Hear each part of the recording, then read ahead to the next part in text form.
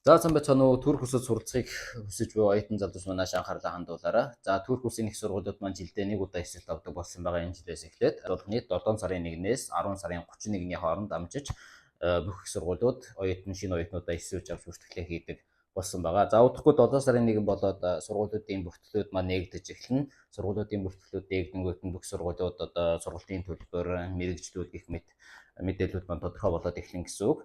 За ер нь бол сургалтын төлбөр $700-оос эхлээд $2,000 гэх мэтчлийн янз янз байдаг байгаа нэг жилийн төлбөрүүд нь. За мэдээж ямар сургууль, ямар төвшөнд, ямар мэрэгчлээс суралцахаас хамаарат өөр өөр тэрнгүү мэдээллийг бол манайх руу пэйж хуудасаар холбогдоод аваад явж болно. Мөн манай лайн дугаарууд байгаа. Монголоос шууд залгаад холбогдох болно. 8 сараас эхлээд манайхаас Монголд өхөн очиж бас төлөөлөгч очиж ажиллана.